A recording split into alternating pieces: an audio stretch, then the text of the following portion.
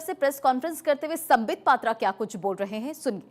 गांधी परिवार की चेष्टा थी कि हिंदुओं को अपमानित किया जाए और कहीं न कहीं तुष्टीकरण की राजनीति के कारण, वोट बैंक के पॉलिटिक्स के कारण गांधी परिवार की यह तीव्र इच्छा थी कि सनातन एवं हिंदुओं पर कुठाराघात किया जाए। कल मालेगांव ब्लास्ट पर जो वर्डिक्ट आया कोर्ट का, उसके पश्चात यह विमर्श, यह नैरेटिव औंधे मुंह गिरा है। मगर आज उसमें दो डेवलपमेंट्स हुई हैं। Two new developments have come up in the Malegaon blast today. Both of them are political developments which have shed new light in this. दो विमर्श आज उभर के आए हैं। पहला विमर्श है मालेगांव बॉम्ब ब्लास्ट के दौरान जो ATS थी जिसने इन्वेस्टिगेट किया, उस ATS के एक अधिकारी जिनका नाम है महबूब मुजावर, उनका एक खुलासा आज हुआ है।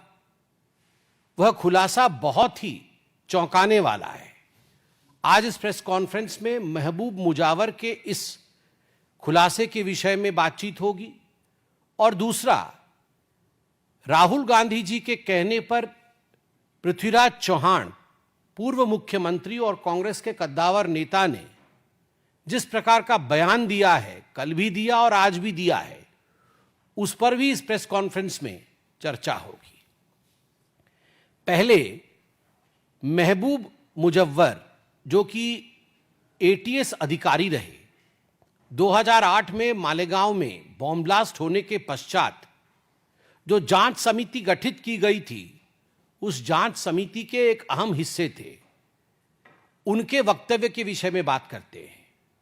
आज ही सुबह उन्होंने खुलासा किया है, महबूब जी ने खुलासा किया है कि उनके जो उच्च अधिकारी थे, जो वो ATS को हेड करते थे, और जो सरकार के बड़े लोग थे, उन्होंने बहुत ज्यादा प्रेशर डाला था महबूब जी के ऊपर, ATS के ऊपर, कि किसी भी कीमत पर इस भगवा आतंकवाद विमर्श को, इस सैफरन टेरर नैरेटिव को और आगे बढ़ाने के लिए RSS अर्थात राष्ट्रीय स्वयंसेवक संघ के आदरणीय सरसंघ चालक माननीय श्री मोहन भागवत जी को गिरफ्तार करना चाहिए।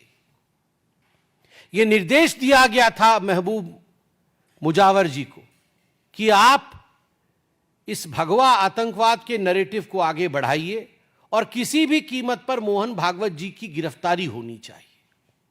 चार्जशीट में नाम नहीं, जांच में कहीं भी मोहन भागवत जी का कोई लेना देना नहीं, नाम नहीं आ रहा है।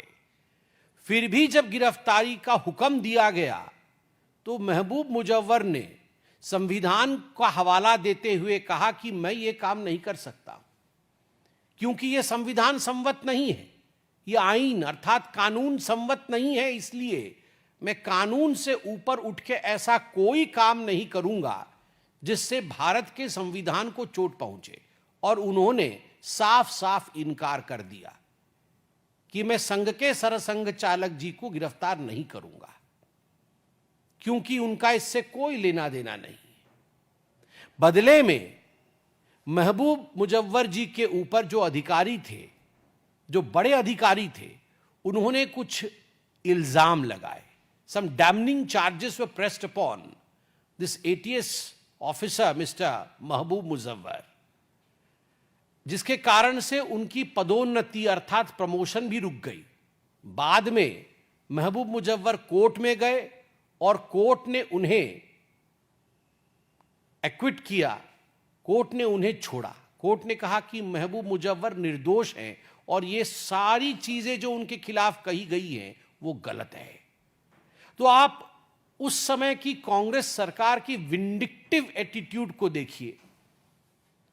जबरन किस प्रकार से भारतीय जनता पार्टी और जो लोग हिंदू धर्म को मानते हैं और संघ के उच्चस्थ स्थान पर, उच्च पदवी पर जो लोग आसीन हैं, किस प्रकार से उनको अपमानित किया जाए, उनको गिरफ्तार किया जाए, उनसे बदला लिया जाए।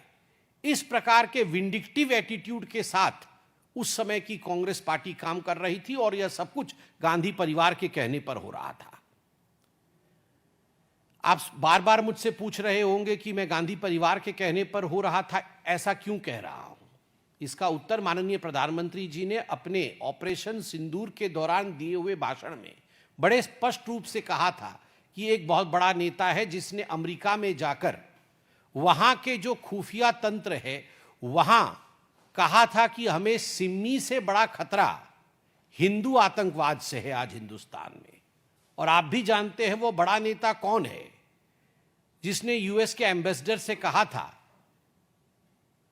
कि हिंदू आतंकवाद आज हिंदुस्तान के लिए सबसे बड़ा खतरा है और सिम्मी भी उसके सामने बौनी है। तो स्वाभाविक रूप से गांधी परिवार का एक ये एजेंडा था कि वोट बैंक की राजनीति के लिए किसी भी प्रकार से सनातन को अपमानित किया जाए। और महबूब मुजव्वर बार बार अपने कथन में कहते हैं कि झूठे आरोप लगाकर मोहन भागवत जी को गिरफ्तार करने की बात कही गई थी, झूठे मनगढ़ंत कहानी बना करके। दूसरा विषय जो आज महत्वपूर्ण है वह है पृथ्वीराज चौहान जी के बारंबार आ रहे बयानों का।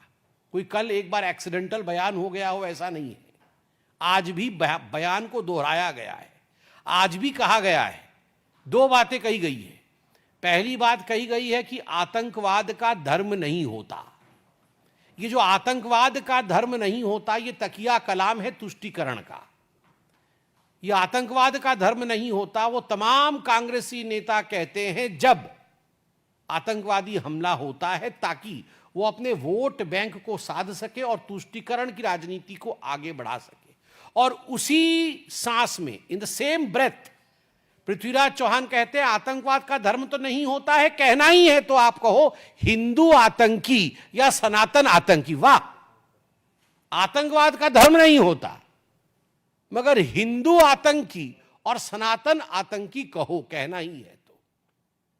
आप याद करिए सुशील कुमार शिंदे जी ने भगवा आतंकवाद कहा था उनके एक कॉन्क्लेव में, कांग्रेस पार्टी के एक बैठक में पहली बार भगवा आतंकवाद कहा था। और जब विगत वर्ष उनसे पूछा गया कि आपने सही किया या गलत किया भगवा आतंकवाद के शब्द का प्रयोग करके, तो सुशील कुमार शिंदे मुस्कुराते हुए कह रहे थे मैंने अपने मन से नहीं किया, मुझे तो लगता है मैंने गलत किया, मगर जो आला कमान ने कहा, जो मुझे मेरी पार्टी ने कहा कि आप भगवा आतंकवाद सैफरन टेरर का प्रयोग करिए, मैंने वो प्रयोग किया। मतलब आला कमान कौन है? कांग्रेस पार्टी में आला कमान तो कोई और नहीं, एक ही आला कमान है, या यूं कहिए कमान में बहुत सारे आले हैं गांधी परिवार के। कमान एक, गांधी परिवार, आले अनेक। प्रियंका गांधी वाड्रा, राहुल गांधी, सोनिया गांधी, तो ये सारे गांधी परिवार के लोगों ने ही सुशील कुमार शिंदे के ऊपर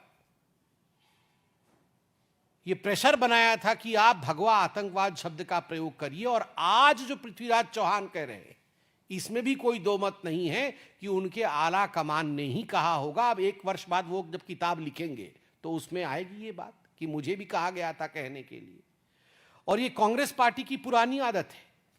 याद करिए 18 फरवरी 2007 को जब समझौता एक्सप्रेस में ब्लास्ट हुआ था, लश्कर-ए-तोयबा के आतंकवादी जो एक प्रतिबंधित संगठन है उसके पूर्व मुखिया सफदर नागोरी की गिरफ्तारी हुई थी।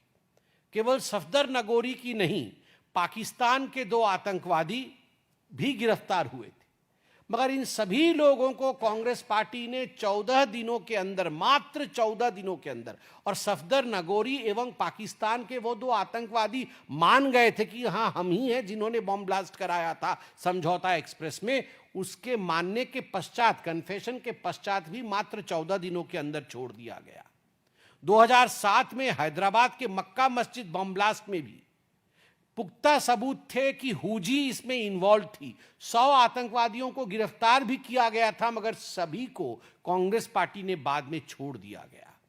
ठीक उसी प्रकार की परिस्थिति 26/11 के समय भी हुई थी। 26/11 के समय खैर राहुल गांधी पार्टी कर रहे थे ये अलग विषय है, मगर उनके नेता 26/11 आरएसएस की साजिश, दिग्विजय सिंह इस प्रकार की किताब निकाल रहे थे।